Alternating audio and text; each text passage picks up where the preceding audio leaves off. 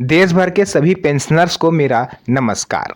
साथियों, आज मैं आपको बताने वाला हूं कि 31 जनवरी 2026 से पहले अगर आप सभी पेंशनर्स ने ये दो काम नहीं करे तो आपकी पेंशन बंद हो सकती है।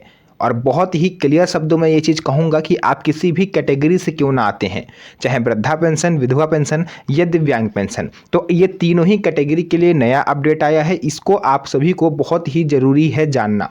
अगर आप इसे समय से पहले नहीं जानते हो, समय से पहले इसमें बताए गए काम आप नहीं करते हो, तो फिर आपकी पेंशन अटक सकती है। फिर आपको दौड़ा भागी करनी पड़ेगी, जो कि आपको पसंद नहीं आता। तो चलिए वीडियो को स्टार्ट करते हैं। तो साथियों, यहाँ पर देखिए सबसे बड़ी खबर कौन सी आ रही है। ब्रेकिंग न्यूज़ है जो सभी पेंशनर्स के लिए। पेंशन जांच अभियान शुरू हो चुका है 1 जनवरी 2026 से। नया साल लगते ही सरकार ने अपना काम शुरू कर दिया।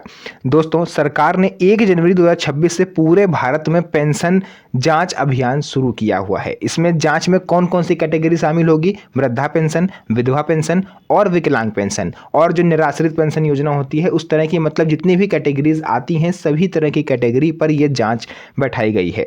और बड़ी खबर यह है कि 3 तरह के लोगों की पेंशन फरवरी, मार्च, अप्रैल और मई से बंद की जा रही है। अब ये 3 कैटेगरी कौन सी हैं? कहीं इन कैटेगरी में आप तो नहीं आते हो? ये जानने के लिए वीडियो को अंत तक जरूर देखें। तो पहला आ जाता है विधवा पेंशन। शादी करने के बाद अब नहीं मिलेगी पेंशन। पहले सरकार का क्या था कि आप विधवा स्त्री हो, उसके बाद अगर आप पुनर्विवाह कर लेती हैं तो भी आपको सरकार विधवा पेंशन देती रहती थी। लेकिन सरकार ने इसमें अपडेट किया है। अभी तक जो सरकार आपको शादी के बाद भी पेंशन देती थी वो पुनर्विवाह को प्रोत्साहित करने के लिए सरकार करती थी। लेकिन अब इस तरह की सरकार की मंशा नहीं है। सरकार का मानना ये है, तर्क ये है कि जब विधवा स्त्री की शादी दोबारा हो गई तो वो अपने पालन पोषण जो उनकी जिम्मेदारी है वो उनके पति पर आ जाती है। तो इस तरह से सरकार को कोई हक नहीं बनता कि वो विधवा पेंशन के तहत उस विवाहित स्त्री को पैसा दे। ये सुनने में भी सही नहीं लगता है और ये होना भी नहीं चाहिए। इसके अलावा विधवा जो पेंशन ले रही थी और बाद में शादी कर चुकी हैं और फिर भी पेंशन उन्होंने बंद नहीं करवाई, तो जांच में पकड़े जाने पर पेंशन आपकी स्थायी रूप से बंद कर दी जाएगी। क्योंकि नियम के अनुसार, नियम क्या कहते हैं, क्योंकि नीति और नियम ये हर रोज़ चेंज होते हैं। विधवा रहने तक ही पेंशन मिलती है, शादी के बाद महिला विधवा श्रेणी में नहीं आती। ये एक बहुत बड़ा फैक्ट है जो कि सरकार ने काफ़ी देर में जाना। कई राज्यों में जांच हुई है जिसमें महिलाएं पकड़ी भी जा रही हैं। हाल ही में मैं यूपी की बात करूं तो लगभग 2300 के आसपास विधवा स्त्रियों की पेंशन बंद करी गई है। एक जांच रिपोर्ट के अनुसार बिहार में सबसे ज़्यादा है, लगभग 5,500 महिलाएं जो है ऐसी थीं जो विधवा स्त्री थीं और उसके बाद उन्होंने विवाह कर लिया लेकिन पेंशन बंद नहीं करवाई। ऐसे ही हर राज्य का आंकड़ा मेरे सामने है। आंकड़े से हमको अपने को मतलब नहीं है। हम लोग आज जानने बैठे हैं कि कौन से इंपॉर्टेंट काम हैं जो आपको करने हैं। बात करें वृद्धा पेंशन की, जो हमारे सीनियर सिटीजन्स हैं, हमारे बड़े बुजुर्ग हैं, आधार में उम्र सही नहीं हुई तो पेंशन बंद। अब बात करते हैं वृद्धा पेंशन की। पुरुषों के लिए जो सरकार के हिसाब से एज है वो पुरुषों की 60 वर्ष है और महिलाओं के लिए 58 वर्ष है। कुछ राज्य ऐसे हैं जो महिलाओं को भी 60 वर्ष होने पर पेंशन देते हैं। राज्य के हिसाब से एज लिमिट जो है वो चेंज होती रहती है। समस्या ये है कि असल में उम्र जो है वो 60 प्लस है, पर आधार कार्ड में जो उम्र है वो कम दर्ज है।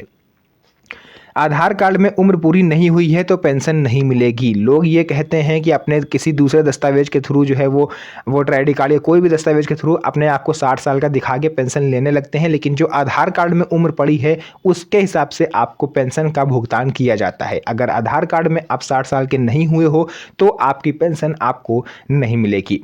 इसी तरह से कई लोगों की पेंशन बंद की जा रही है। दिव्यांग पेंशन की बात करें तो न्यूनतम दिव्यांगता प्रतिशत अब 30% तक जरूरी कर दिया गया है। पहले ये 40% था, जिसे बढ़ा करके 30% तक करा गया। सिर्फ उम्र बढ़ने से कमजोरी या फिर सही से चल ना पाना, हाथ पैर में हल्की समस्या दिव्यांगता नहीं मानी जाएगी। बहुत से लोग होते हैं कि शरीर हमारा कमज़ोर है, हमसे चला फिरा नहीं जा रहा तो हम दिव्यांग हैं। बिल्कुल नहीं। दिव्यांगता की परिभाषा ये आप लोग अच्छी तरीके से जानते हो, जो व्यक्ति किसी अंग उसके शरीर में जो ना हो। दिव्यांगता पेंशन तभी मिलेगी, कम से कम 30% दिव्यांगता प्रमाणित होनी चाहिए। जन्मजात दुर्घटना, लकवा, हाथ पैर खराब आदि मामलों में सिर्फ आपकी विकलांगता होती है। अब ये नहीं किसी की उंगली टेढ़ी है तो वो विकलांगता की श्रेणी में आ जाए, या सामान्य बीमारी है तो भी विकलांगता की श्रेणी में आ जाए, ऐसा नहीं होगा। जरूरी काम जो नहीं किए तो पेंशन बंद हो सकती है, वो कौन से हैं? पहला आ जाता है जीवन प्रमाण पत्र। साथियों, जिन लोगों ने 30 नवंबर 2025 तक अपना जीवन प्रमाण पत्र जमा नहीं करा था, सरकार ने ये समझ लीजिए आप लोग को एक खुशखबरी दी है कि अंतिम डेट उन्होंने बढ़ा करके 31 जनवरी 2026 करी है। अगर 31 जनवरी 2026 तक भी आपने लाइफ सर्टिफिकेट जमा नहीं कराया तो सरकार आपको मृत मान सकती है। यानी लाइफ सर्टिफिकेट आप नहीं जमा कर रहे हो, इसका मतलब आप जीवित नहीं हो, तो फिर आपकी पेंशन फरवरी से बंद हो सकती है। अंतिम तारीख 31 जनवरी 2026 है, इसे याद रखिएगा। दूसरा काम आ जाता है केवाईसी।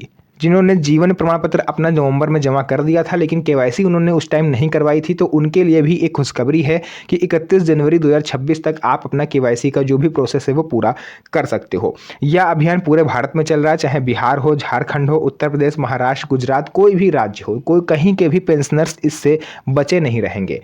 तो आप किसी भी राज्य से इस वीडियो को देख रहे हैं, ये मत सोचिए कि कुछ राज्यों के लिए है, ये सभी राज्यों के लिए है। बाकी वीडियो में आपको जो भी जानकारी पसंद आई हो तो लाइक करके इस वीडियो को अपने यार दोस्तों रिश्तेदारों के साथ शेयर करिए। कहीं ऐसा ना हो कि उनको जानकारी ना हो और उनकी पेंशन बंद हो जाए। तो मेरी आप लोग से भी हाथ जोड़ के रिक्वेस्ट रहेगी कि आप लोग अगर नए हैं तो चैनल से आज ही जुड़ जाइए, सब्सक्राइब कर लीजिए चैनल को, ताकि आपको आने वाली मेरी किसी भी वीडियो को नोटिफिकेशन सबसे पहले मिल सके और आप भी समस्त जो सरकारी योजनाएं हैं उनकी जानकारी आपको पहले ही मिल पाए। तो फिलहाल के लिए हम आज की इस वीडियो को यहीं तक रखते हैं। फिर से मुलाकात होगी आप सभी बुजुर्गों से एक और नई मज़ेदार वीडियो में। तब तक के लिए धन्यवाद। जय हिंद।